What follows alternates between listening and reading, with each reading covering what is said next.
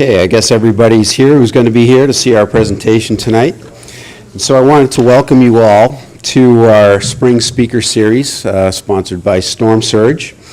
And tonight's presentation features Wendi Goldsmith, and she's going to be talking about investing now to prepare for future climate impacts. But before we get on to Wendy's presentation, just wanted to plug our other programs that we've got coming up. Our next program is going to be on May 7th, and it features the film Shored Up. And maybe some of you have seen it or heard about it, but it's a documentary-style film that was started 3 years before Sandy by a surfer named Ben Kalina. And he was touching upon all these issues of beach nourishment and restoration and who's benefiting from these programs funded by the taxpayer and who isn't, and are they really working? And then Sandy came along and really changed the dynamic of his movie. And he gets into a lot of the issues surrounding sea level rise and climate change, things like beach restoration, for example, but also the predicament that the federal flood insurance program is in and that sort of thing. So it touches upon the clash between politics, economics, and the science behind climate change. So it really pertains to what's going on locally here on Plum Island. So it's a great film to come and see. After that, we've got a program on using oyster bed restoration as a strategy to attenuate storm surge and flood waters. And then our final program, and I don't remember the dates, but if you're on our email list, which you should sign up for before you leave, we'll send you reminders. Our last program talks about some of the coastal erosion control measures out there and what works and what doesn't. And we have a coastal geologist speaking about that. Just a couple of other updates about Storm Surge. We're now officially operating as a nonprofit under the umbrella of the Newburyport Clean Tech Center. And we wanted to publicly thank the Institution for Savings and the New England Grassroots Fund for their grants that they awarded us to put on this educational speaker series. It helps us do all of this sort of thing. And then I just also wanted to put it out there that we're looking for volunteers to help us out with fundraising and grant writing. So if there's anybody out there who has that type of skill and is interested in helping us out, we'd love to have you join our group. Also have some news about some of the things that are happening locally relative to climate change adaptation, and we kind of hope that we had a little bit of a hand in motivating some of these things. The city of Newburyport recently applied for a grant with the Massachusetts Office of Coastal Zone Management to assess their vulnerabilities along the waterfront out to Plum Island. And the town of Newbury is exploring reactivating an old abandoned road on Plum Island as a second emergency egress from Plum Island Point should the center be overwashed during a storm. And some of this came about through a program that we did called Rolling the Dice with Big Storms back in February. Maybe some of you attended that. And that program, news about that got out, and we've been asked by the EPA Region 1 office to make a presentation of Rolling the Dice with Big Storms for their Science Council in the fall. So we're gaining some traction out there, and we're happy about the progress we're making. So now I just wanted to move on to introduce Wendi, our speaker. And after reading her bio and meeting her this afternoon, talking about all the things she did, I was sort of had this problem of, how am I going to introduce her? I mean, the achievements that she has, if I read through them, I wouldn't leave much room for her presentation. So, but one theme keeps coming back to my mind as a person and what she's done, and it really, I think, describes her drive and her determination and her passion for the field that she's in is the expression high-octane girl power. She's a very driven individual and has done a lot of great things. She is CEO of her own company. It's a Bioengineering group there in Salem, Massachusetts. And I can't see too well in the dark here with the light shining in my eyes. But anyways, she has clients that include the Army Corps of Engineers, the EPA, and also the National Park Service, among many others. And she played a key role in advocating for and executing the $14 billion post-Katrina hurricane storm damage risk reduction system in New Orleans. And if you're not familiar with that system, it's basically a big network of barriers, gates, walls, and restored dunes and wetlands. And they're set up sort of like natural systems that offer buffers of protection. And this is the first regional scale climate adaptation project for infrastructure that was completed in the United States.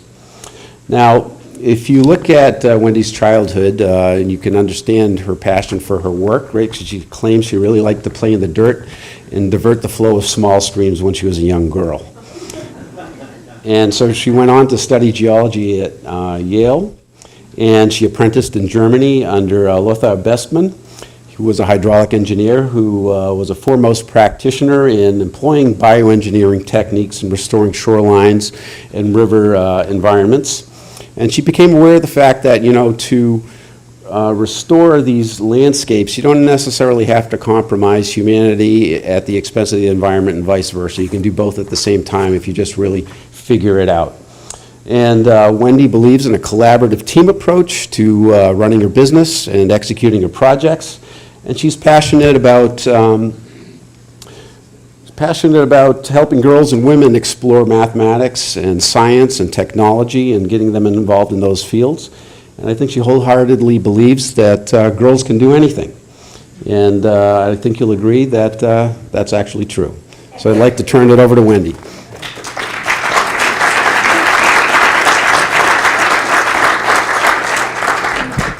That's a fun introduction.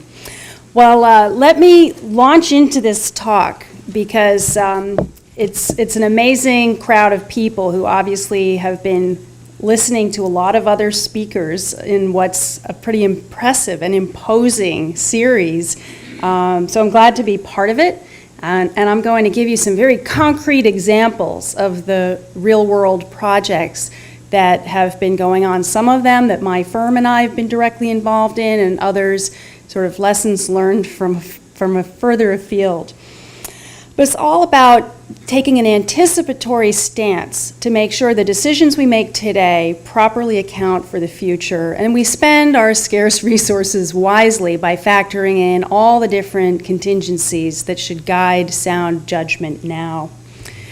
You already heard enough about me, but it's worth mentioning, in addition to the work that my firm and I have been involved in for over 20 years locally in Massachusetts, you heard that we were not only involved, my firm is actually in the leading role among the engineering consultants for the $14 billion of infrastructure that most people, even inside of government, don't know got built. It went from concept to functional completion in time for Hurricane Isaac.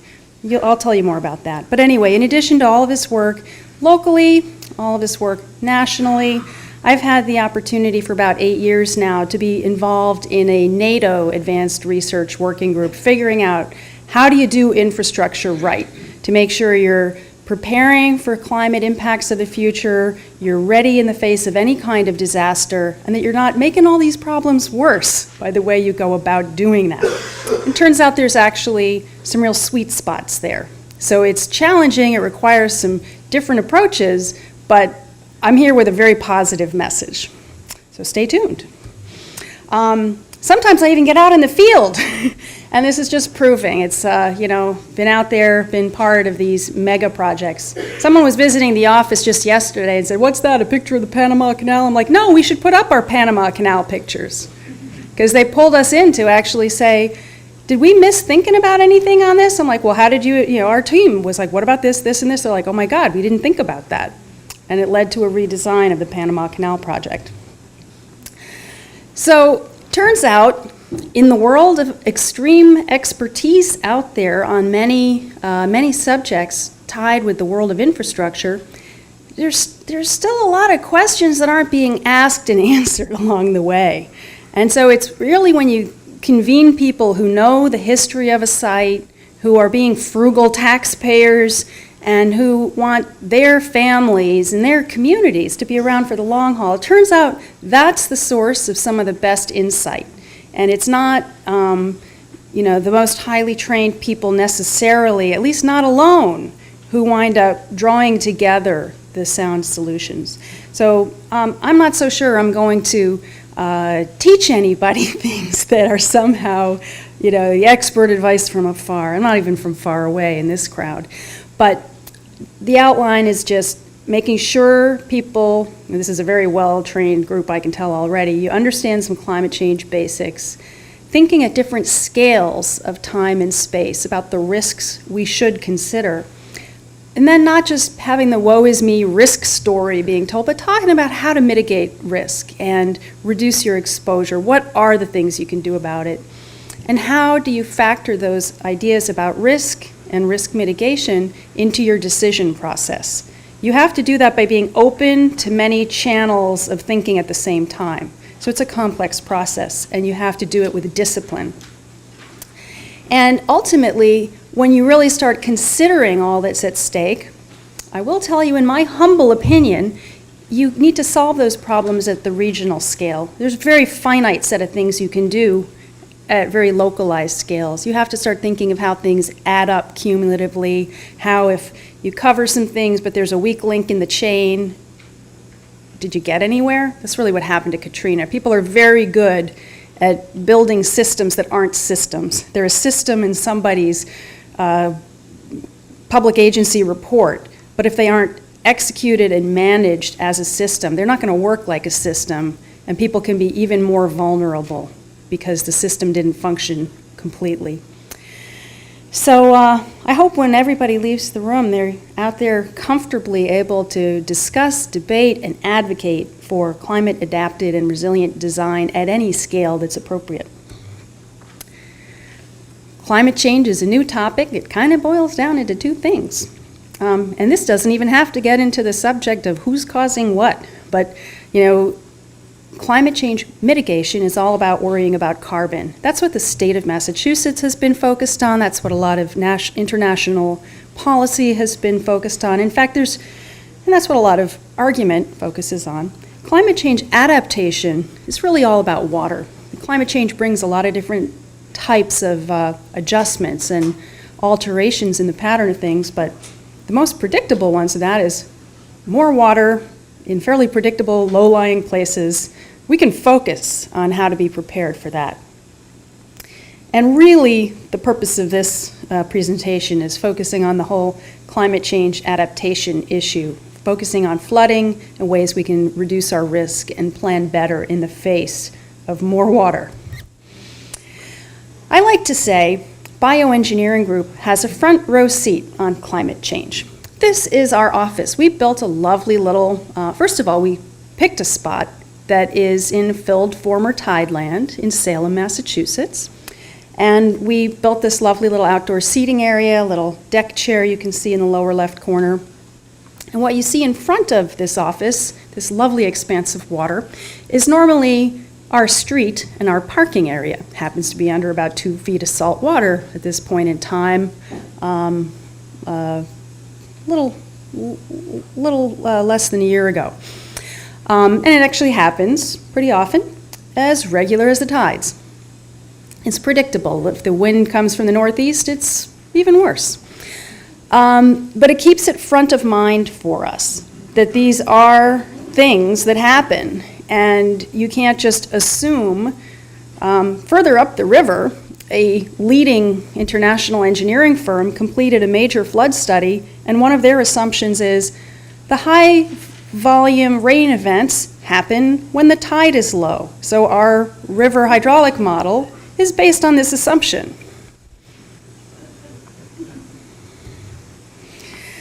That study has been abandoned. And that doesn't even factor the issues of climate change, right? We know that we're going to have more warm days. We know that our winters are going to become wetter, and we pay our taxes one day and we get sleet balls the next, like this morning. Where did that come from?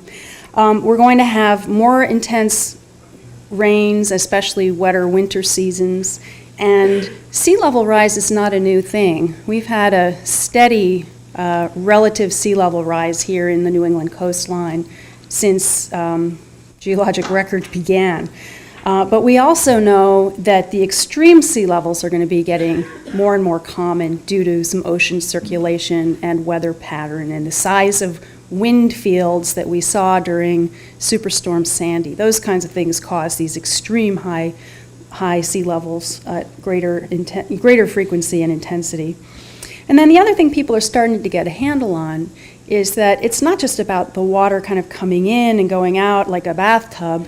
It's what happens when things are splashing around, and it's not just the water, it's the boats being tossed around or the debris slamming through a wall. So it's this physical impact and how the barrier islands and the dunes and the sandbars change and shift, the geomorphic change. So it's not just like a bathtub with the water going up and down and the walls of the bathtub don't change. It's much more dynamic with much more complex hazard patterns.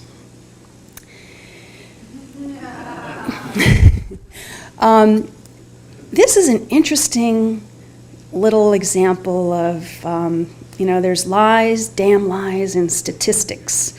If you were to look at a statistical average of the peak annual 24-hour rainfall volume, that dark horizontal line is actually telling you the average since 1900 through 2010, I think is what that is.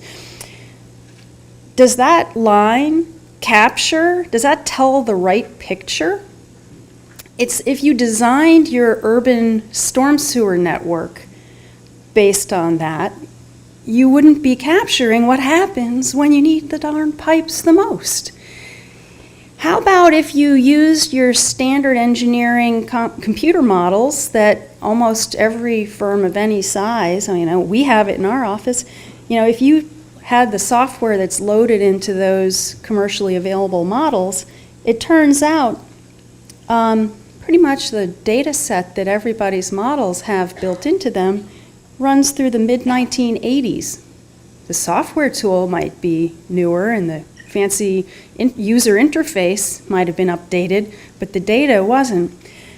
What you see is these really big, almost off the charts rainfall events that are happening in recent years, and that's not accounted for if you don't use the right analytical filters to capture that information. And unfortunately, an awful lot of decisions haven't captured that. Decisions that were made in the past did not foresee those changes. And decisions that are made today without understanding the need to really get into the nitty-gritty, we can easily continue to miss that. And then the next question is, what's it going to be in the future? Actually, the best climate scientists, many of whom are actually based out of UMass, which has been dubbed about 2 years ago by the Department of Interior as the one of 3 federally sanctioned climate science centers regionally in the US. They are now the repository. It's their job to know what's up in the future for, current and future conditions for climate science. They have a whole consortium of universities, but Amherst is where it's housed. They project that these peak rainfall events are going to keep climbing. Rainfall like this has happened in the Carolinas and Georgia forever, right? Because the temperatures allow high moisture events and these gully washer downpours. We haven't had that. We've had sprinkle as they go rainfall patterns. But now we're seeing the atmospheric conditions, the movement of air, the saturation of air. It's all different, and so it's producing a different type of rainfall pattern, and that's going to continue to evolve. We can find out that this change is very real just by looking at the past. So we covered sea level, we covered precipitation. But somehow we haven't really managed to internalize this into our process. Some of this I know from talking to my friends who are things like neuroscientists. They say we are hardwired not to think about that. We wake up in the morning, and we assume the sun is going to come up tomorrow, and there's part of us that's just not going to focus on things that could induce fear. There's also been a real tendency to communicate the uncertainty that's always part of science or any forecast. It's as if it's lack of reality. Now, I don't understand why this is such a troubling issue in the climate change discussions when everybody opens up a prospectus from an investment company, and it says right in there, past performance does not indicate future. And that uncertainty and the difference between the past and the future, we understand it, but we don't apply it. And it's really become tangled up in partisan issues, leading to some gaps in our public policies, where we don't have a definitive set of risk maps. Everybody focuses on FEMA flood insurance maps. When those maps were first generated, most of the engineering institutions, the various professional societies, they said, these maps are terrible.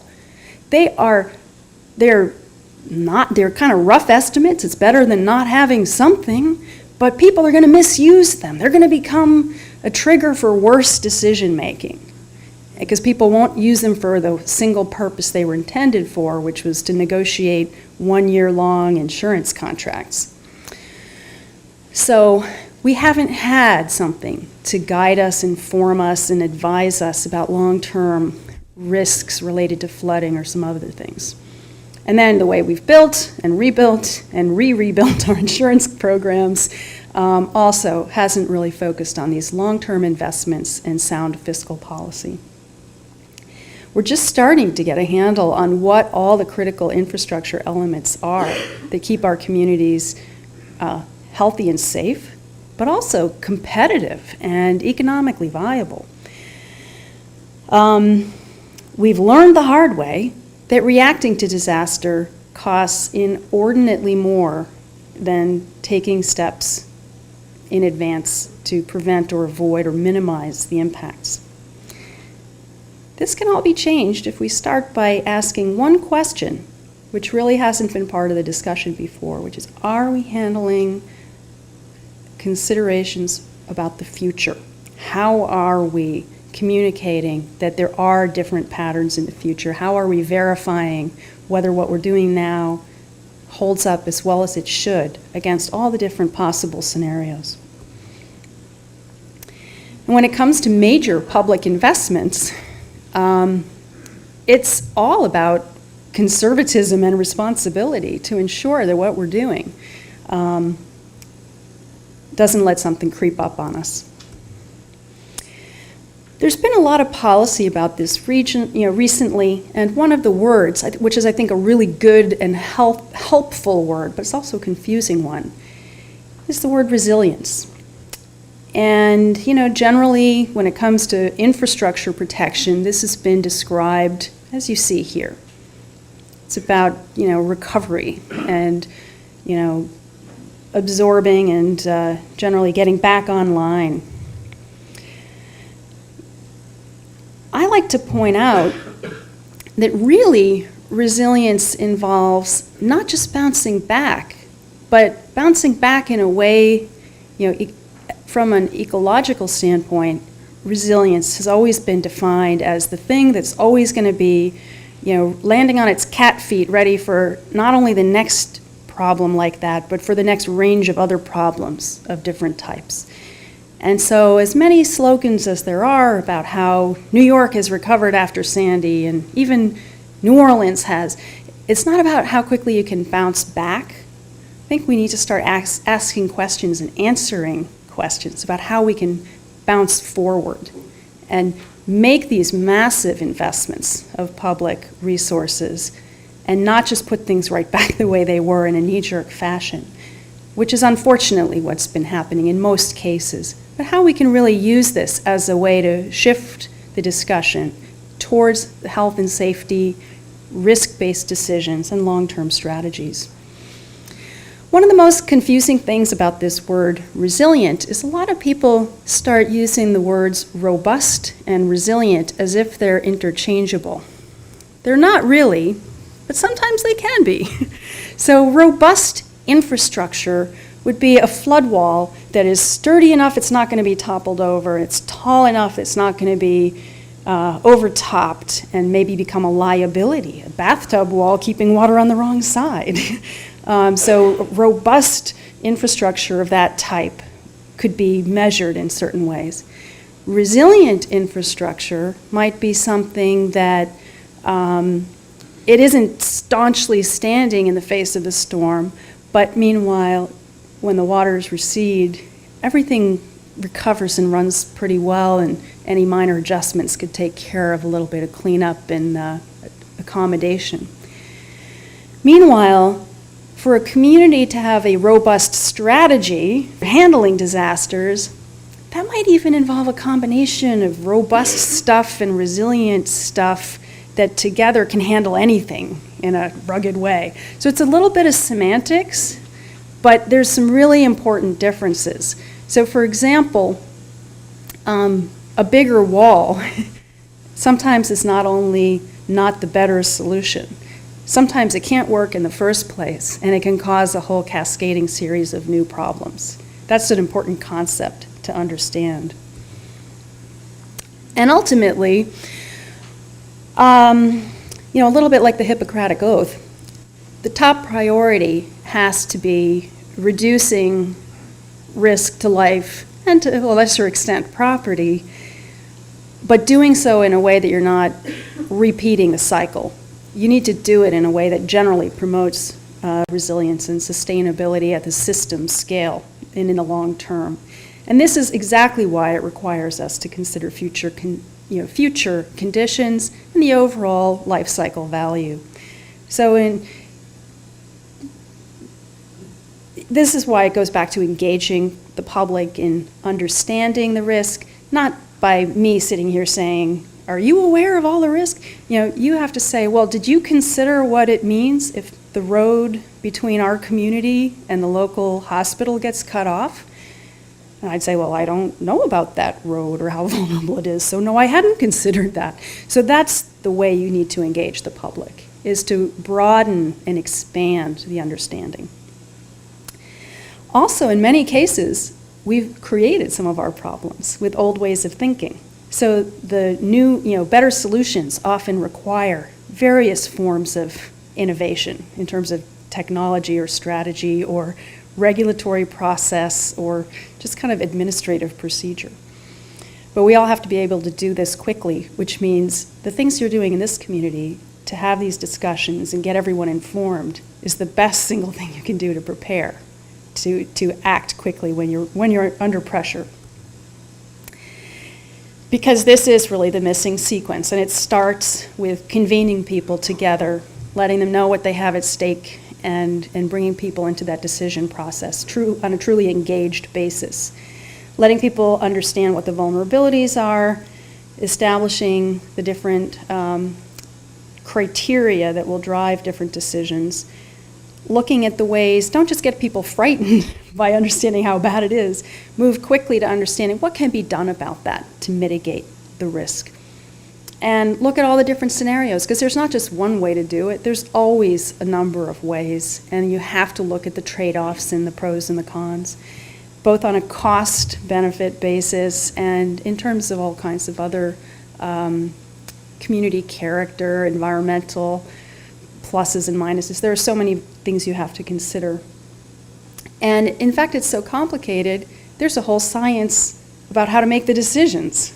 And I've had the opportunity to learn a lot about that from some of the best military-trained decision science experts in the world, because these guys always have to make literally life or death decisions without enough data and nowhere near enough time. And so they've poured a lot of energy into defining the structures and strategies for doing that as best you can. And they apply very much to disaster recovery and climate change resilience. But all of this has to happen before you jump into that architecture and engineering design phase. And I can't tell you how often people go immediately to that last step, bypassing all of the pre-design process that's really critical. This is sort of a generic chart. There's all of the climate change and flood mitigation, infrastructure, the probability of things happening, the consequence of things happening, and way up there are these really high intolerable risk levels. Somewhere there's where that dashed line goes, there's this break point between, well, Can we live with this Can we live with this risk level? Could we live with it today? What about 30 years from now when the mortgage is paid off? Or 50 years from now when it's ready to resurface a highway or replace a storm sewer system? How long has a community like Newburyport been around? What's the right term of time to think about? Probably a pretty long one. And we need to frame these things properly as we start analyzing different alternatives. Most of the time, people fall into a business as usual habit. And one of the most pernicious issues that contributes a lot to unnecessary flooding is that people go in and treat existing, naturally functioning landscapes in a pretty heavy-handed way, creating more runoff, creating less places to store or carry away water as a natural system would. And we shoot ourselves in the foot. But I know you guys have heard some of this, but the whole topic of green infrastructure affords a very good way to respectfully understand and incorporate some of those existing systems and to actually use natural landscape scale processes to essentially make the water vanish by infiltrating it into the ground, storing it locally, and ultimately allowing it to evaporate back into the atmosphere. In doing this, you keep water in contact with soil and vegetation, which happens to be Mother Nature's natural way to sock away carbon dioxide from the atmosphere and store it in the plant materials, but especially in the soils. And in all the cases where these kinds of systems have been studied, it's not like a perpetual motion machine, but basically these systems store carbon to one rate or another pretty much indefinitely. So it's a wonderful tool, and it's a shame to break it. In addition, those kind of systems help keep water from concentrating in areas where it causes problems. So it's a good part of a resilience strategy as well as a mitigation strategy. One of the projects we worked on locally in Massachusetts is a big municipal project for a public works facility in Lexington. And in that case, the whole approach involved, first of all, you realize you're going to have to comply with regulations. The option we chose was to treat runoff at its source, to use the site to promote these ideas and help have a ripple effect of bigger awareness, and to really make sure the landscape was not somehow a decorative item and maybe an optional item in the plan, but to really understand the functionality and make every square inch of this site as functional as it could be. Doing so allowed the project to reduce its budget while actually exceeding LEED Silver standards. It was the first time a Department of Public Works facility had achieved that.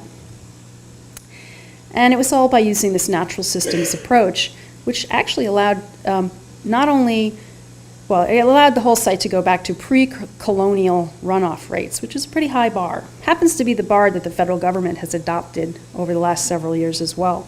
And it provided on-site flood management, keeping the site free of its own shooting itself in the foot flooding problems, but also helping the site not contribute to an existing flood problem in the community.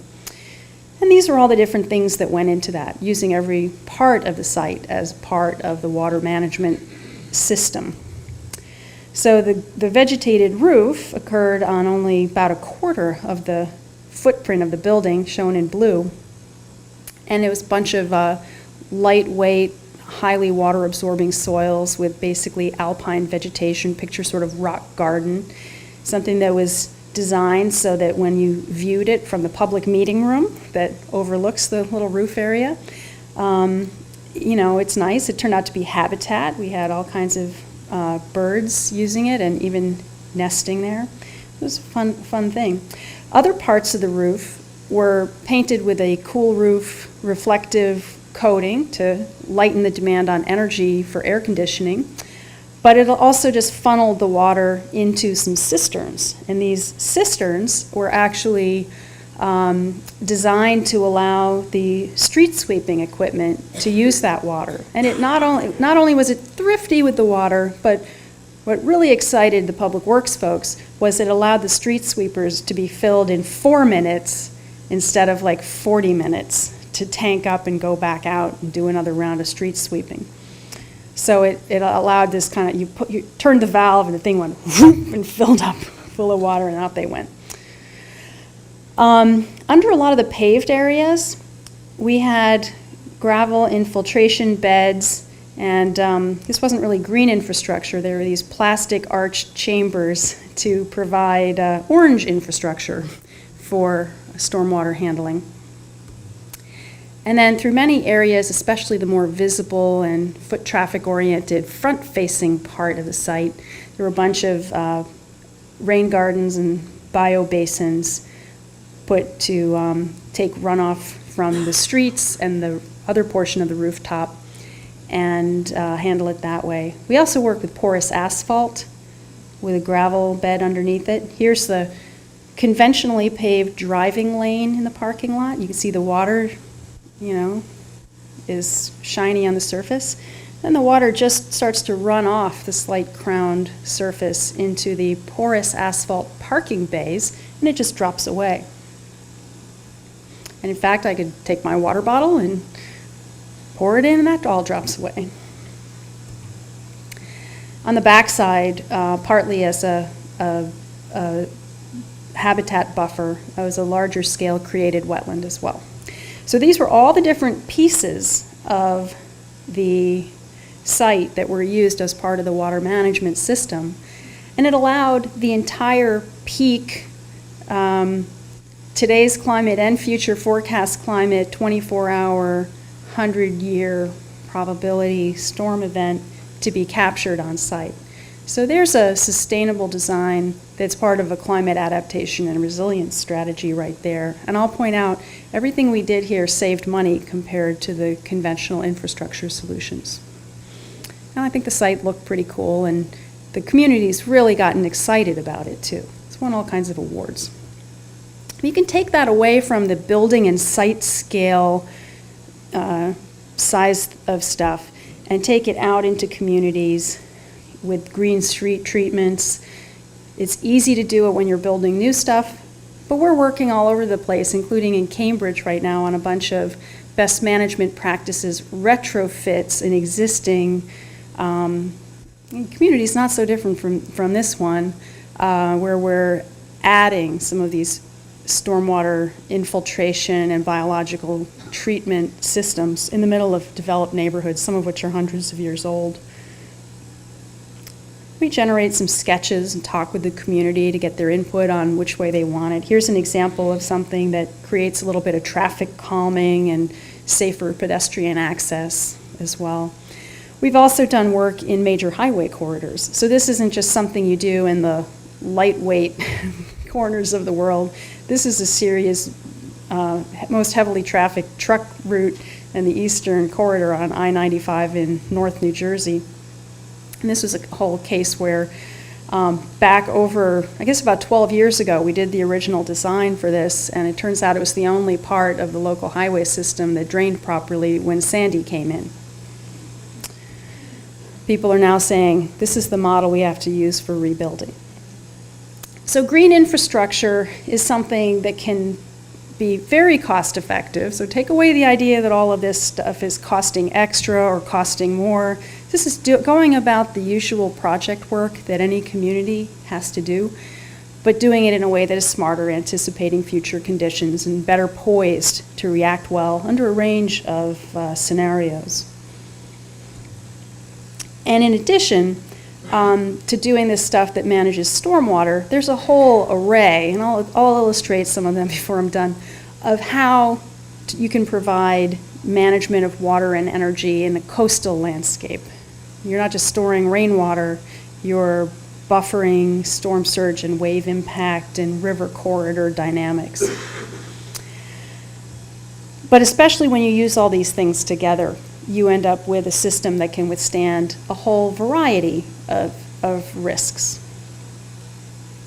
In many cases, here's an example of a project we've worked on in Boston, and we have Boston waterfront, and we have typical major buildings that frequently have all kinds of utility and parking and other functions down there where the water is. Well, what happens when the water makes it across and gets in to those areas?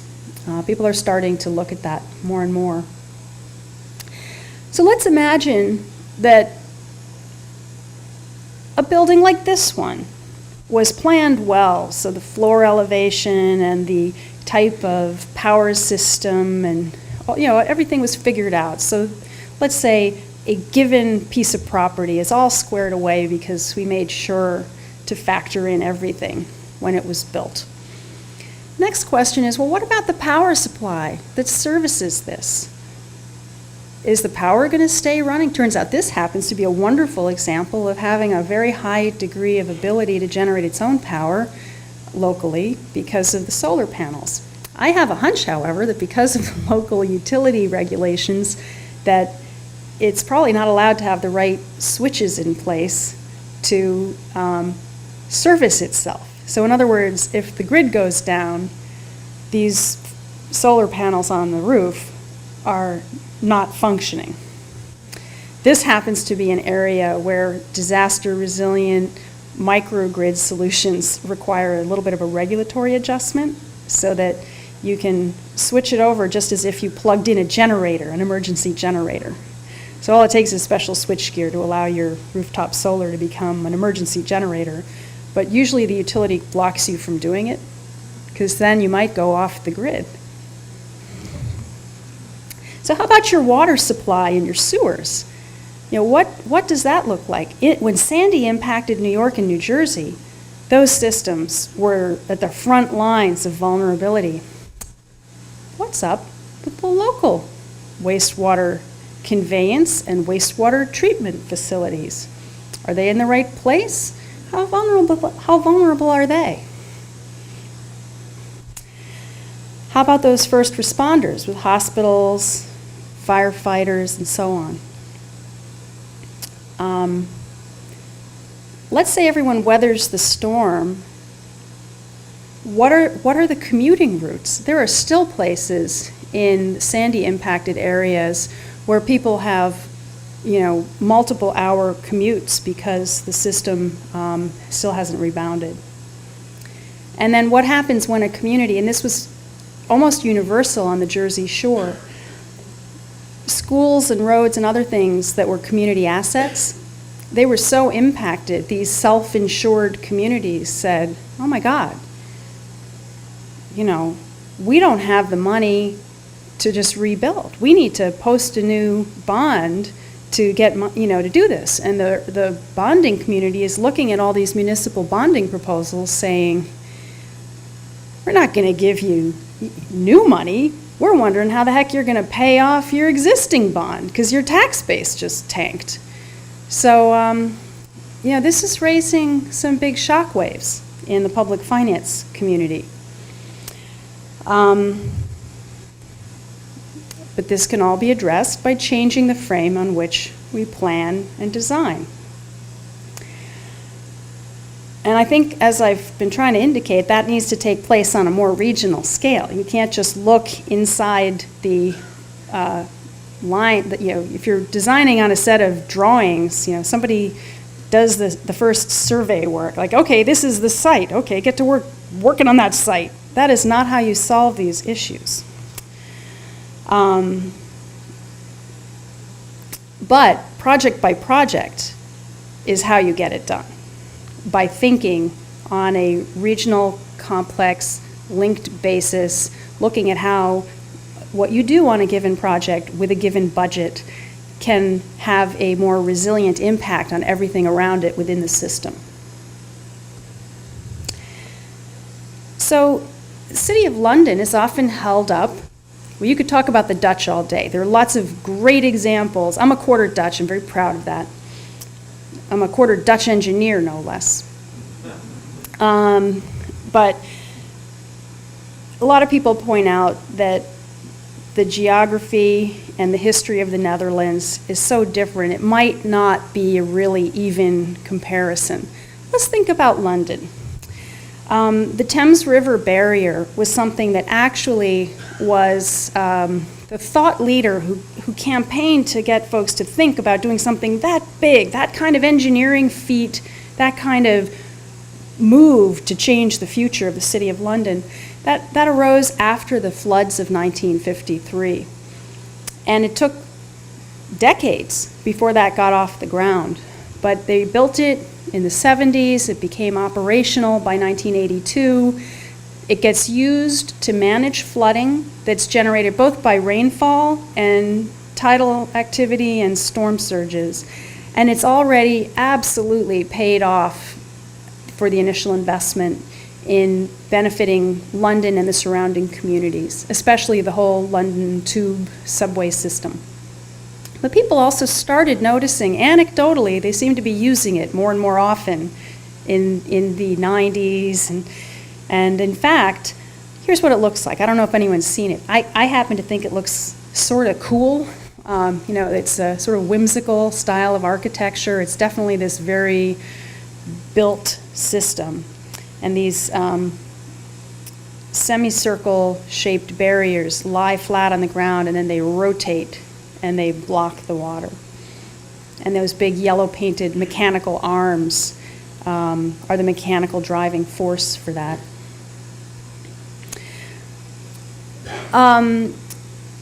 When the International Panel on Climate Change produced and released a climate vulnerability assessment in 2005, it really quantified how important it was to change and update that system, that people realized, wow, all the assumptions that we started in 1953 thinking about, we didn't factor in the future.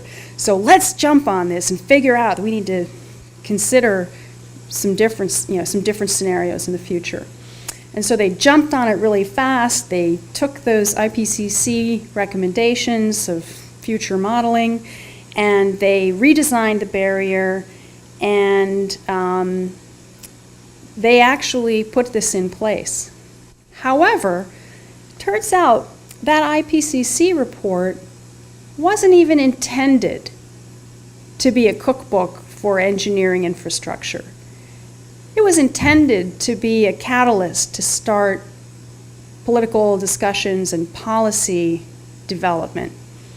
And it turns out that when London invested in modifying this whole Thames barrier, that they jumped the gun, and they did it wrong. So even though they were trying to think about the future and do it the right way,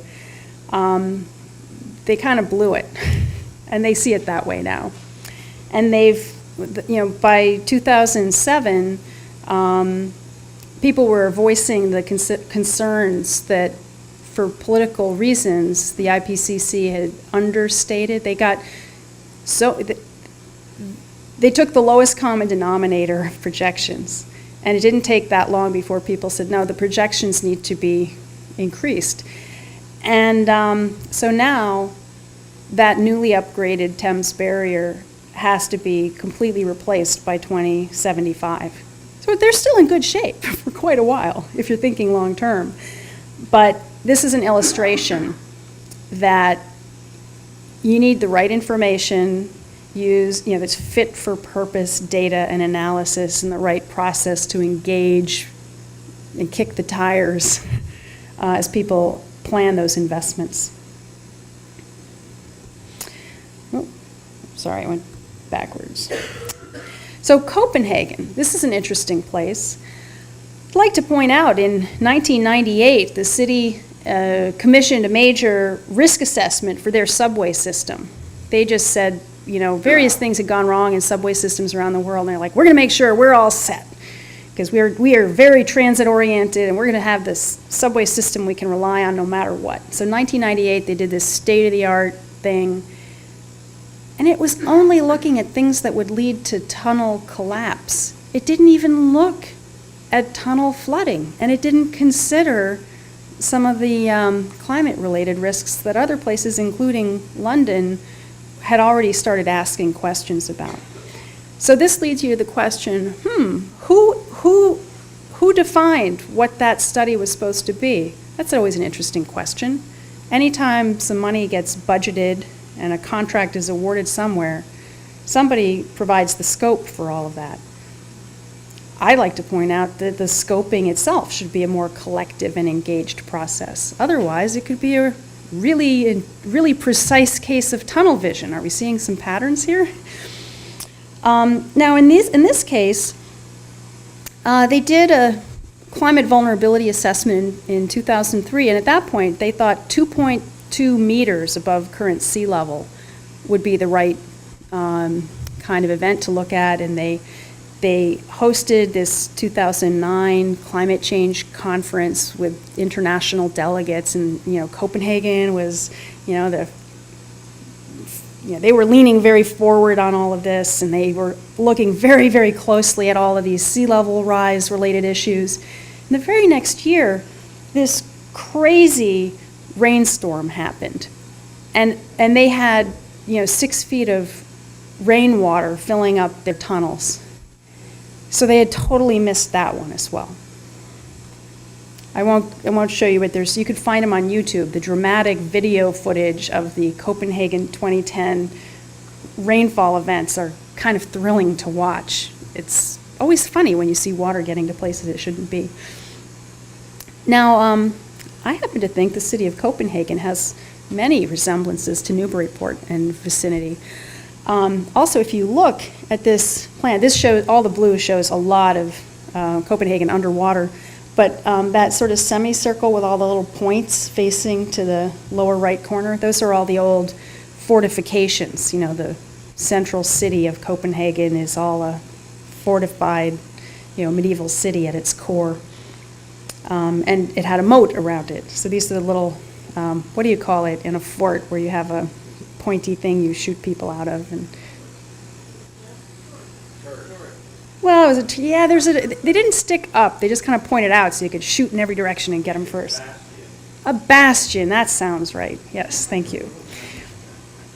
Anyway, the Copenhagen Climate Adaptation Plan revolves around a combination of green and gray infrastructure, and there's a lot of emphasis on protecting the tunnels, but also it had a lot to do with the perimeter controls and green and gray infrastructure to keep storm surge out. And here's how it looked. If you look here, off on the right, I don't have a pointer, but you see a little sailboat and its mast is kind of sticking up. There's a little structural wall there that's the first line of defense in this case. And then that turned out to be necessary to keep a public recreational beach as a second line of defense on a more or less perpetual basis. They did a lot of modeling over a multi-decade time frame and revealed that they would not be able to, there wasn't enough sand in the area to use that alone as a front line of defense. They love their beaches. They have a short beach season in Denmark, but they love their public beach, but this is how they configured the multiple lines of defense approach. And here you see it on a sunny day with beach users, and here you see it during a storm event up to the brim with water. Now we'll go down to New Orleans. This not very elegant acronym is the Hurricane Storm Damage Risk Reduction System. We all call it the HISDRS. So this infrastructure, how many people have heard of that before they came to it? Came to this, okay. But most of you, okay, so you guys have been hearing from a bunch of speakers. You guys are tuned in and you're, this is the single biggest public infrastructure project the United States has ever spent public funds on.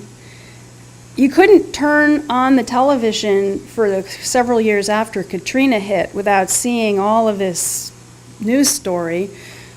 But it's amazing to me how silent everyone has been about the fact that we now have a functional solution for that region, and there are so many teachable components that came out of that process and that should be being picked up and thought about in other communities, and it's radio silence.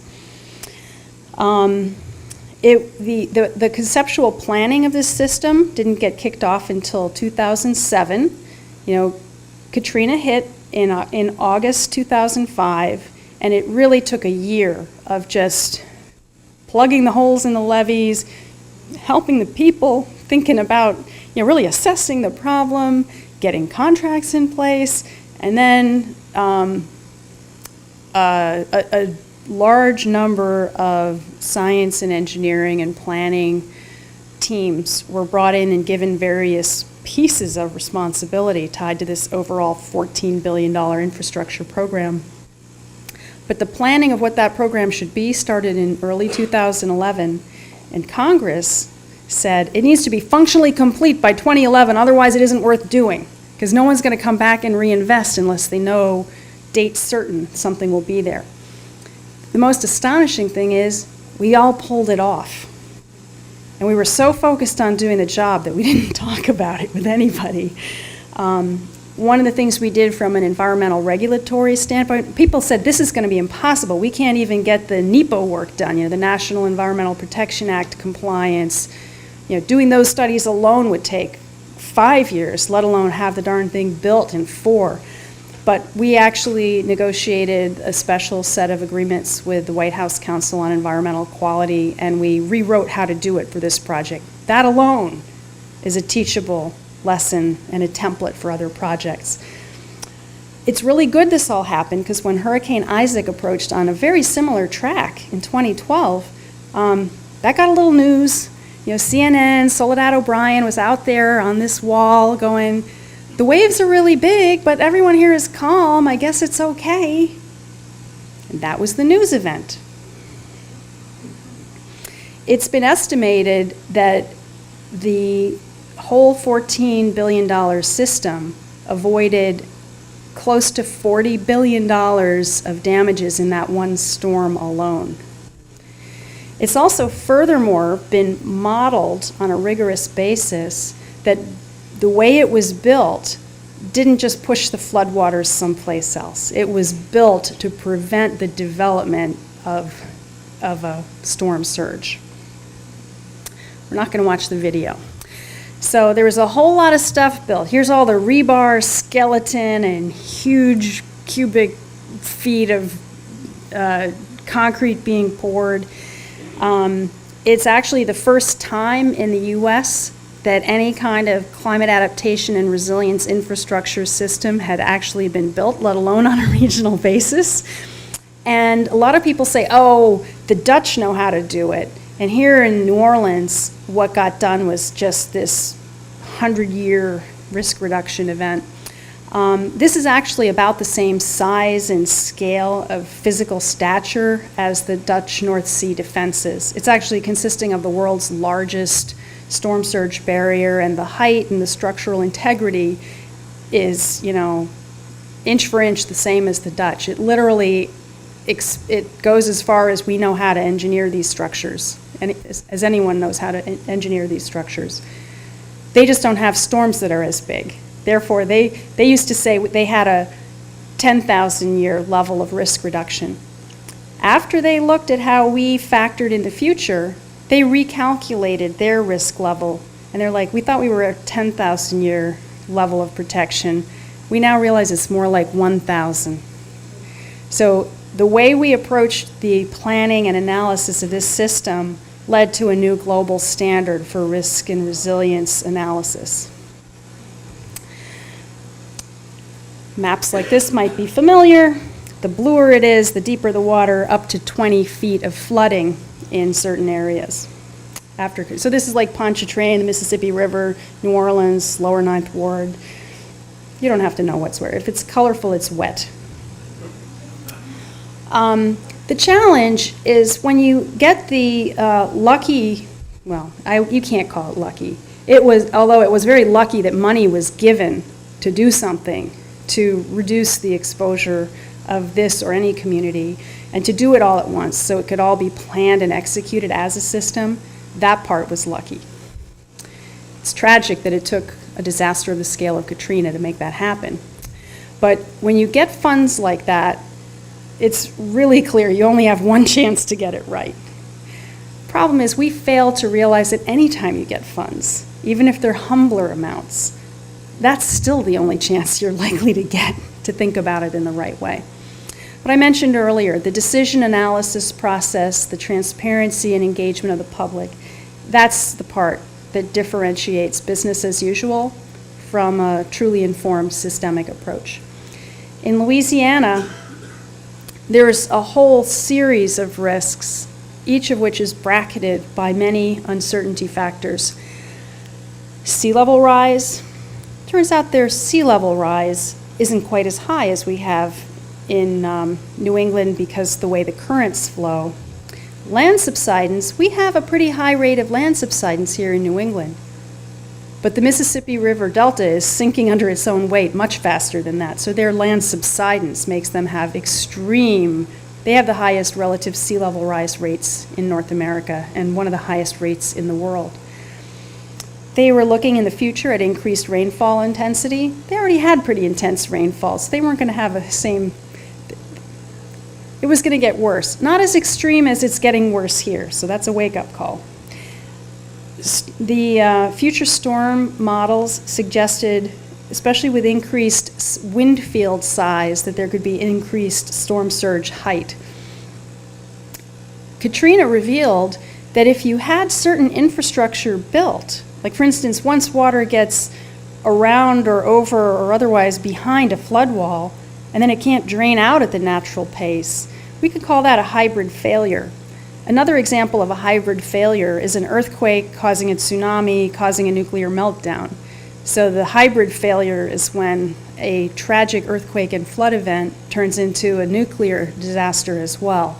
So these hybrid events require us to look beyond the scope of, seismic risk or flood risk or nuclear risk. You have to look at them all together. It gets complicated, but that's the only way to correctly evaluate risk and address it. In Louisiana, not unlike this part of the world, the coastal landforms are very dynamic, and what we do to either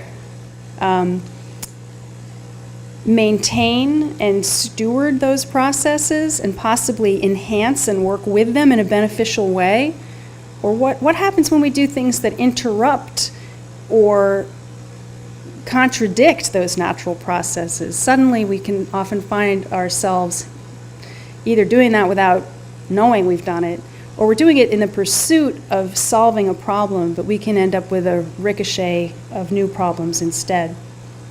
And last but not least, using a so-called reference system, looking at the past, that alone is not valid when you know that the future systems, future data is what's really what you need to base your choices on. Right after Katrina, people came up with a scheme affectionately dubbed the Great Wall of Louisiana. People quickly drew up this huge wall of red all around. We're just going to keep the water out. And they even penciled up all kinds of cost estimates. And then they realized, a lot of people pointed out, this wouldn't even work, let alone, in fact, no one could afford it. And instead, this risk-based approach came into consideration, where the end of the service life was the target for the design. And everybody knew that all of the conditions that the design would be based on, at the end of the service life, they were not going to be the same. The landforms would have changed, sea levels would have changed, et cetera. So then the next question was how to optimize the budget to address that. And we realized we needed something very, very different from that Great Wall of Louisiana. One that factored in the sea level rise and had a truly systems-based approach. In addition, while meeting the congressionally mandated 1% annual risk of flooding, Congress didn't really say, what we mean by that is overtopping of the wall. They didn't say anything about service life either, but the team said, what is the right thing to do and how can we pull this off? And we came up with something that would keep from being overtopped at the a 1% annual chance at the end of the 50-year service life of the concrete and steel these structures were built of, plus being very resilient up to a 500-year storm event. So even if things were overtopped, they wouldn't be toppled over, and the system would continue to provide a very high degree of public health and safety risk reduction. So this looked at how the wave and wind forces, and by the way, the wave forces and the forces of a ship being karate chopped by a wave into a closed gate structure, those were the kinds of things this was designed for, which are far and away higher than any structural requirements due to wind forces. And it was all about the durability and synergy of different elements. And it led to very specific design criteria for each of the system elements. And they were not the same everywhere. Different portions of the system were exposed to different degrees of storm surge and flood levels. And so the system was spatially accommodating those differences. Now, this is looking from the east into downtown New Orleans along what's known as the Inner Harbor Navigation Canal. And when Katrina came in, a wedge of water was pushed into this more or less funnel-shaped embayment with a spout shooting that water right into the downtown. So the water got really high because it was high under the low-pressure eye of the storm. The wind shoved it in. The walls, the shape of the landscape hemmed it in, and so this storm surge got ever higher and higher and higher and higher, and then it just shot through this dredged, steep-walled canal, and it was the water toppling over the flood walls along that canal system that caused all of the damage. So the first Great Wall of Louisiana proposal just said, we're going to have all these walls, and they're going to be really high, so that won't happen again. But it didn't consider land subsidence or sea level rise. And furthermore, it failed to think about an option that eventually became the obvious one, which was take away the funnel effect. And so this is actually the world's largest storm surge barrier, which is positioned to keep, it's a lower structure than any of those Great Wall elements would have been, and it was positioned to keep the water away from getting necked down into the skinny part of the funnel, which means it gets higher and higher. We could have a whole separate lecture on storm surge dynamics. One of the less technical things that was really important to this project is the way people used words and thoughts. When right after the storm, the Army Corps jumped in and they said, we're going to get this right. We're going to set up a whole hurricane protection office. And some people were like, yee, haven't you read the Greek tragedies? And eventually, people said, we need something more subtle, more nuanced that communicates this idea of residual risk. It's the hurricane and storm damage risk reduction system. Each one of those words has latent meaning, and it communicates that there is risk and uncertainty and a certain kind of humility needed to get these things right. You have to keep digging and asking questions and considering things from different angles. More importantly is the deeds that got done. So the IPET was a independent performance evaluation team. It was basically the peer-reviewed scrutiny that did all the forensic studies and dug into exactly what went wrong and why it went wrong and how that could be prevented. This whole systems-based approach was a new thing that got done. Things to get things done quickly involved design, build, contracting, and all kinds of environmental review, expedited procedures. And then last but by no means least, since we had to proceed before doing a 20-year study to find out we just said we have to jump into this. So we have to jump into this with the unnerving realization that we don't have all the things answered yet. So if along the way someone says, wait, this data raises some troubling concerns, no one was allowed to say, what, at this point, do you know what that means? So we had to say, everyone keep going, but meanwhile, the SWAT team comes in and analyzes how important is this and how can we accommodate it. And that happened throughout. really embracing an adaptive management strategy for hard infrastructure of a type that had never been done anywhere in the globe, according to everybody who's studied this project. Involving multiple lines of defense, there's all kinds of levees and flood walls and gates that close, like the Thames Barrier, but it also includes a whole bunch of solar-powered land-building engines, otherwise known as Louisiana's wonderful coastal wetland systems, and the barrier islands and beaches and dunes as well. Then there's all this behavioral stuff, like how do you operate a pump system? What do your evacuation routes look like? What are your building standards? And how do we fit those activities together with the physical landscape? And most importantly, how can all the things we build today be added to in the future and adjusted based on new developments in science, new ways people want to use the area? Who knows, there might be a day when there's not so much oil and gas exploration going on and people can better retreat from portions of the coast, and so on. What was very interesting was having folks who formerly were in very antagonistic positions with one another, folks who wanted to get things built and who were the infrastructure people, roads and levees, versus all the people who cared about the habitat productivity, the shellfish productivity, and everything else, and recreational fisheries even. And what we realized is the only way you could truly address both needs was by doing them together, and that the structures actually benefited some of the ecosystem functions. All of our walls and pumps wound up providing a restored freshwater condition throughout the delta, which increased all the biological productivity. And all of those wetlands keep all the hard structures from facing open water attack straight from the Gulf of Mexico. Another interesting concept, which was very troubling to some of the people involved, was things were planned to fail gracefully. Failure is not something you really want. I'll stamp that drawing. I'll stamp the one that's planned to fail gracefully. Well, you don't want to plan the drawing, you don't want to stamp the plans that are not designed to fail gracefully. Most of the time people don't think about that though. They want to assume that they've addressed things not failing at all. This is a different way of thinking.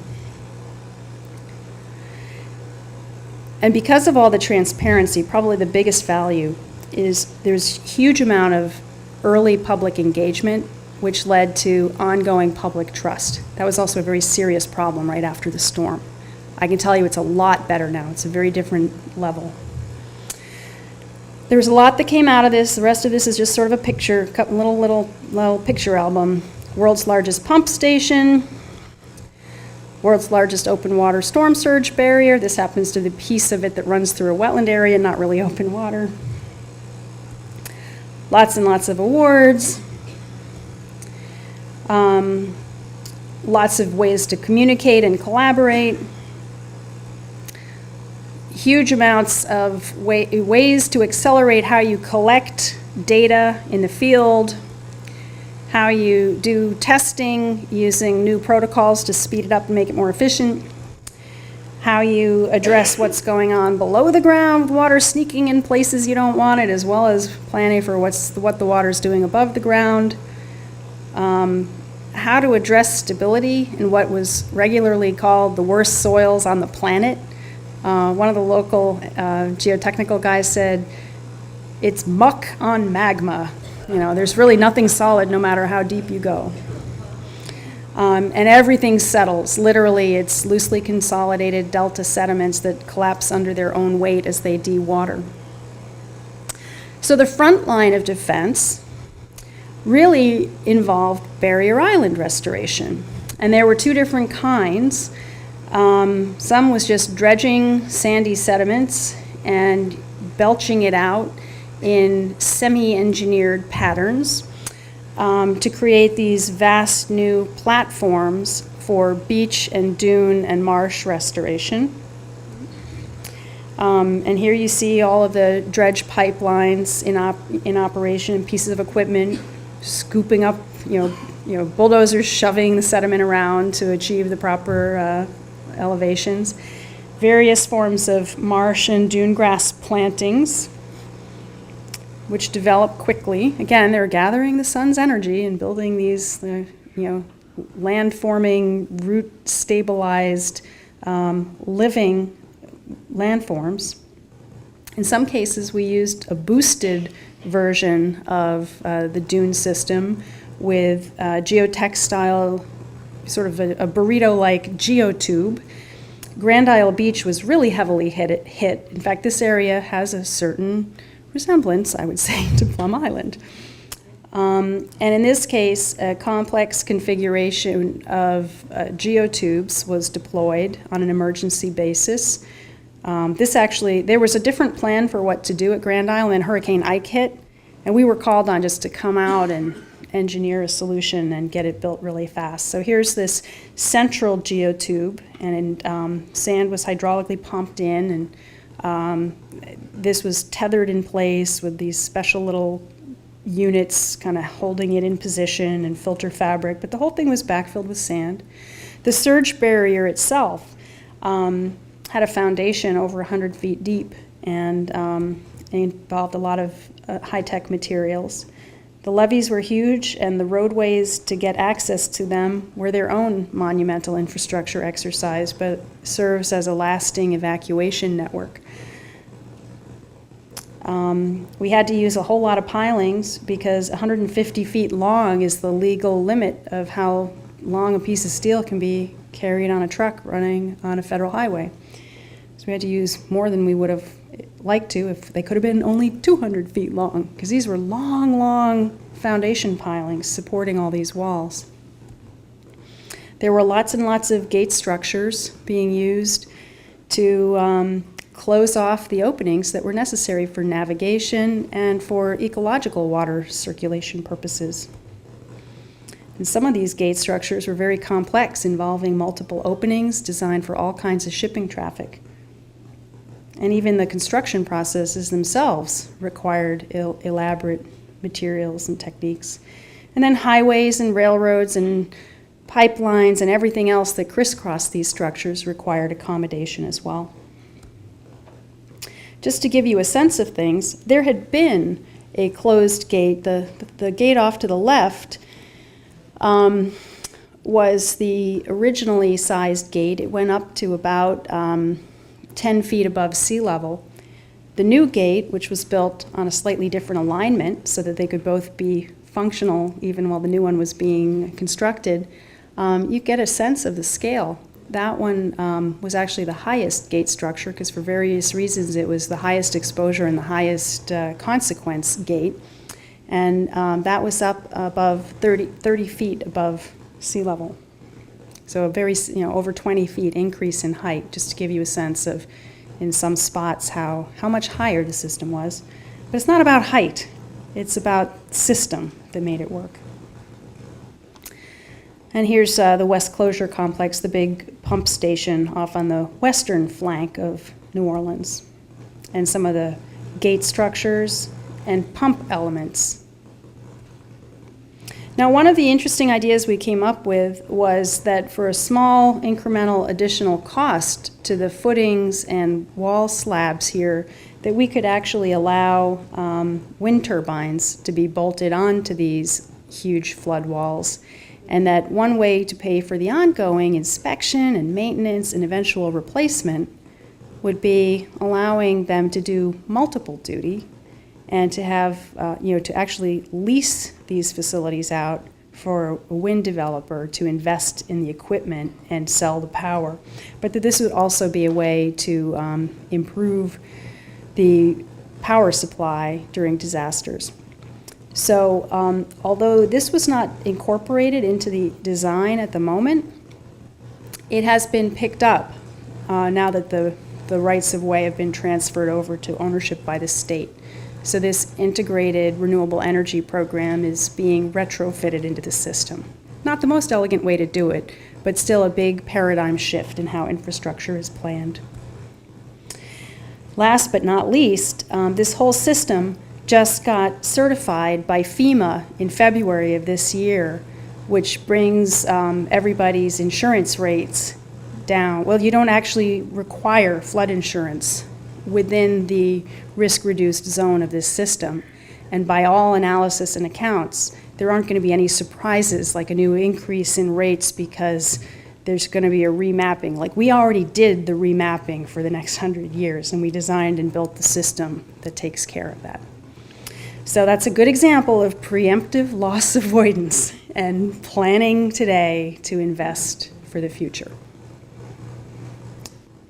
Sorry about the static on the line. I don't know if there's anything. And I've been giving you guys more detail than I give a lot of audiences, but I want to hear your questions.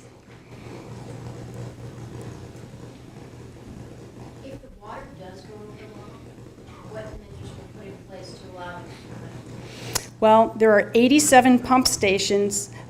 So if the water gets behind the walls, what gets it out? There are 87 pump stations that were all designed to operate as a network, and the world's largest pump station is there to be, how water gets to or from that pump station can be handled differently in order to allow the whole system to be drained. How does the pump work? Oh, the pumps all have their own, it's all a diesel-based emergency generation system. Actually, all of the new pump stations had their emergency fuel supply and mechanical systems blessed by the same engineer who designed the only pump station that worked continuously throughout Katrina, because all the rest of them had one failure or another. There was only one that worked the whole time, and it was designed by a high-octane woman engineer.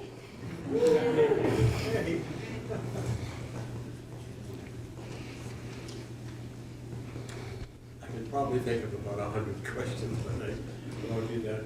It's an extremely interesting presentation. One thing that I wondered about, you mentioned that the makeup of the soil in Louisiana, and local engineer referred to upon muck, I guess. There's got to be bedrock somewhere. How far down is it? So just where is the bedrock in Louisiana with this muck upon muck, lousy soil? The whole landform, we say landform in air quotes, it's a delta. So what looks like land is all just this muddy, dynamic, migratory flow of sediment into the ocean. So it's literally, in spots it's thousands of feet down before you hit something that you could call bedrock. How far?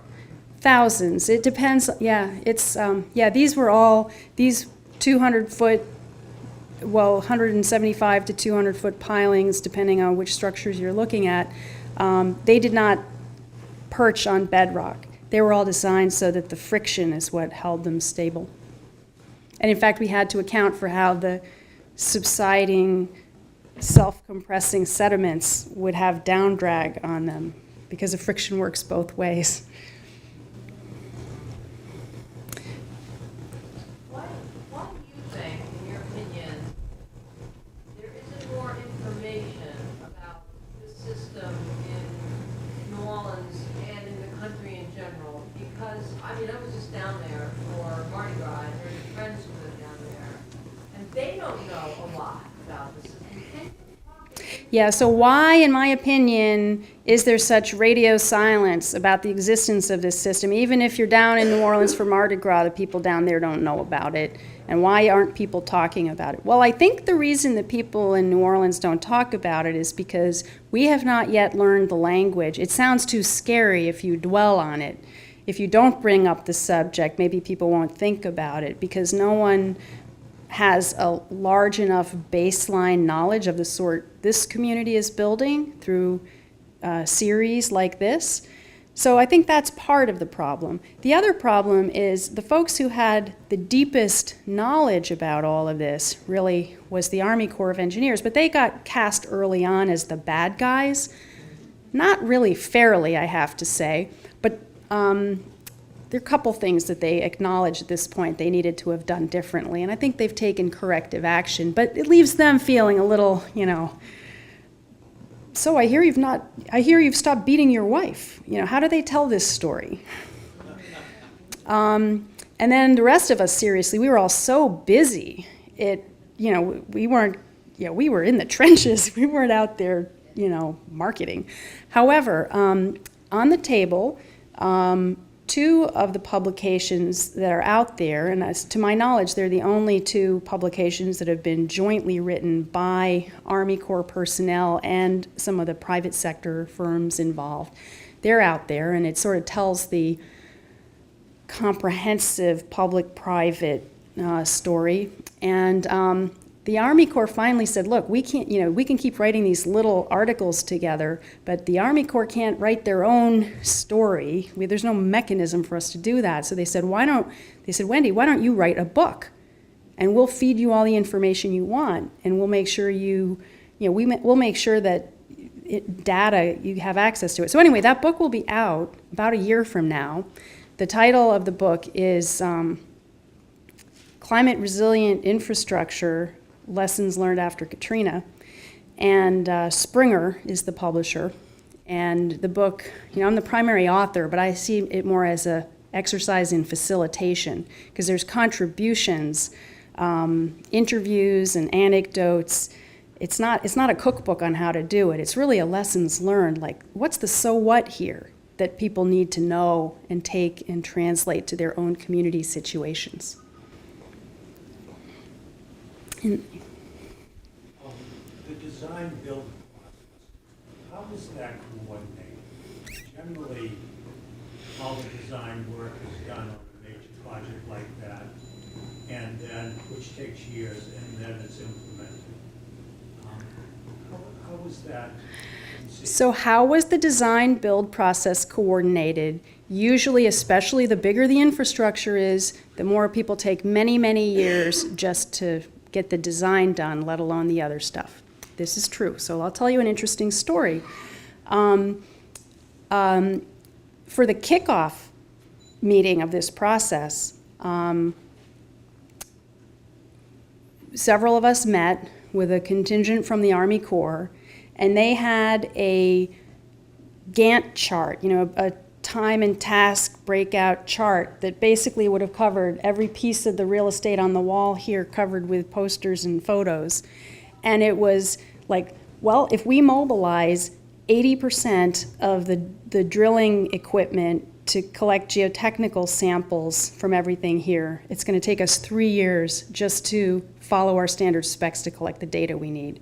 So 3 years from now, we can start engineering things, and if we've just hired $500 million worth of engineering horsepower from companies around the globe, and if they're busy like crazy, it's going to take another 5 years to do the engineering, and then it's going to take another 4 years to get the environmental permits, and then it's going to take 18 months to put it out to bid, and they had a 12-year timeline.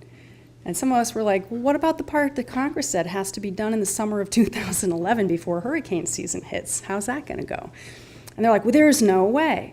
So then we convened a whole meeting with local citizens, mad scientists from around the globe, just a mishmash of people, and we had the same discussion. And someone was like, well, what are your crazy specs for collecting subsurface data? Why don't you do it a different way? Why don't you collect it less frequently, assume that you're right, start your engineering, and then go back and get more information? Instead of drilling, why don't you use cone penetrometer testing and geophysical analysis? Send little sound waves through and measure what you've got.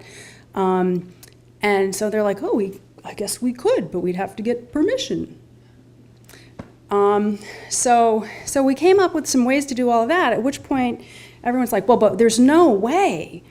Well, actually, the Dutch said, you need to put this out as a design-build job. Everyone's like, that's impossible. It's illegal to do design-build for a major infrastructure work where public health and safety is having this gigantic risk. No one would do it. And besides, it would take us 10 years to write an RFP for the design-build, because that's so new. So the Dutch guy was really funny. He said, I'll translate and mail you ours, because we did a big gate, and the RFP was 3 pages long. So then that's when the legal staff started to say, well, even if it's technically possible, it's legally not possible. So this was one of my favorite moments. I got to say, because they said, design, because some people are like, no, the Army Corps does design build all the time. You build military barracks design build. You do runways design build. And I'd be like, no, you can't. It's forbidden to do civil works design build. So I was like, got an answer for that one. We just completed the first non-emergency civil works design build project as an experimental prototype for Baltimore District Army Corps, and we've got all of the documentation so we can do it here. So we wrote the design build RFP for the world's largest storm surge barrier. And we put out the RFP 6 months after coming up with the idea that the storm surge barrier that prevented the funnel formation was the right way to do it. And it was built 3 years later. It was functionally complete 3 years later. The actual, after it was built, people realized, well, we need to change a couple things here and there and reinforce a little steel because the currents are a little different than, other things got changed. Anyway, there were little adjustments. Point is, none of that mattered. Another interesting thing is we realized that all of the projects were initially planned as individual projects. Then the question was, if we have people commuting to work on all these job sites, what's the traffic going to be like? And we realized we had to basically triple the size of the highway network in the area, at least for the purpose of construction. And then the question is, what do? Rip it up and restore it back to forest afterwards? Or is this a good evacuation route to have? Is this handy? So that led to a little more. The other thing the Army Corps said, let's put in an order for the biggest global order of construction steel and concrete that the world has ever seen. We don't want to have each different piece of the project, contractors bidding against each other and jacking up the whole price. We'll just have one lump sum of concrete and steel ordered, and we'll dole it out to the contractors as needed. So that shaved about 20% off the materials costs right there and made it so there weren't bottlenecks. Sure. In terms of doling out money, the money had to come in. Can you describe how it all came together, that you were doing planning work before proper funds were allocated? What was the process? What were the processors or systems for having money come in and doling it out, giving the planning and construction and permit? It was all happening. We made it up. It was actually, the fact that it was all fully transparent and it involved people in this constant dialogue meant that it didn't have this linear process that usually happens. It was an iterative process. This is what we think we have to do. Start. Let's double check and make sure it still sounds like a good idea to do. Yeah, looking good. Well, maybe a little adjustment over here. And then so on. So that's how it went. Who signed the check? Who signed the checks? Well, the Army Corps had a whole program management contractor that had a $150 million contract just to keep the Hawkeye view of everything and make sure that everything was on track and that all the money was accounted for. And I will say, when the dust settled, this had a huge General Accountability Office rigorous scrutiny, and it passed with flying colors. People have said, it has been written in print, that this was the cleanest, squeakiest project in federal history. In the back? Was there one place where the law stopped in terms of saying, yes, go ahead, we'll make it, we'll figure out how to get through the red tape? Was there one place where the money stopped? Well, the buck stopped. Where the buck stopped. Decision-making process. Saying, okay, go. Okay, so I'll tell you another. I don't think I even told all these stories. I'm not sure why. I'm not sure how Mike knew how to seize on the high octane girl power so much. A lot of people thought this project was going to be a big failure, and there was a senior engineer who had worked for her whole career down in New Orleans, and everyone was like, I don't want to be the boss of this whole surge barrier project. Design, build, that's going to be a train wreck. I don't want to do it. She's like, I'll do it. My family is here. I'm going to make sure this gets done. So now she's a hero, but, okay, one woman. The program, the senior civilian from the Army Corps, who's the equivalent of a 2-star general, who was put in to command and control everybody, not just in New Orleans, but in the 15 other Corps of Engineers districts that supported this whole thing. That program management senior executive was another woman. I'm the managing member of the joint venture that was responsible for $200 million of science and engineering and planning and permitting and public engagement. We had some interesting meetings. And we had a different style of communication, and I would say there's something to this where asking questions and wanting to hear other people's opinions and thinking about the different trade-offs was different from any other engineering and construction process I'd been in, because there was red tape, and there were people who said this is not possible. But things didn't stop then. That was like, okay, let's keep talking. What's the solution to that? And there was more of a peer group team of high-octane problem solvers. And it wasn't only women involved, but I would say there was enough women that I think it changed the nature of the process. And I mention that because I think that diversity in a lot of forms causes people to engage each other differently. And I think that's a strength, and I think this project demonstrates it. In the back? First, I just want to thank you for this talk and all this time. I've learned so much. It's really so I want to take us out of Louisiana. I'm sorry, folks, we can go back if somebody else wants, but just for a minute. And my question is on green infrastructure and tidal flooding. So I understand, it makes a world of sense that restored wetlands and beach nourishment and that sort of thing could help with storm surge and with intense wave action and erosion and those sorts of things. But when you get, like in Charleston and in Annapolis, when you get the tidal flooding, a couple times a month, soon it's going to be a couple times a week, is there a green infrastructure approach that can help with that?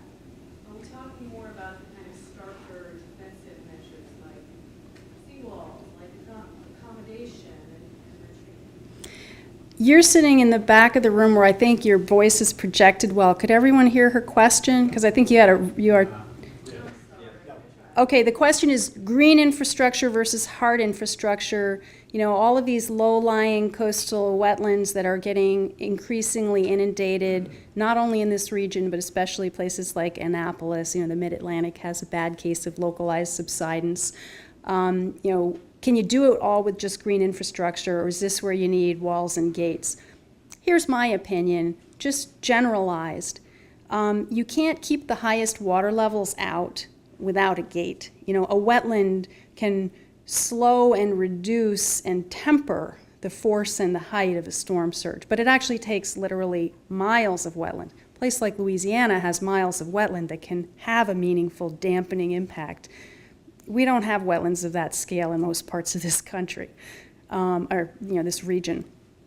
But you can put some fairly surgically placed barriers and gates that are open all the time and that even can self-regulate to close during peak events. Now here's the problem. If you build walls around yourself and then you got water, you're trying to keep this water out, well, what happens with this water? So the problem with that this is where the green infrastructure really comes in, because at some point, either we write off all our real estate assets in places like Boston and New York City and lots of communities like here, or we have some hard infrastructure carefully placed, working hand in hand with the green infrastructure. And then we're using green infrastructure like crazy so we don't drown in our own rainfall behind these barriers. So just as a general pattern, I see that's the way to envision it. And we should use that approach so that the next time we're investing in a wastewater treatment plant or a public school or a hospital, we have it out of harm's way, informed by the future. Make sense?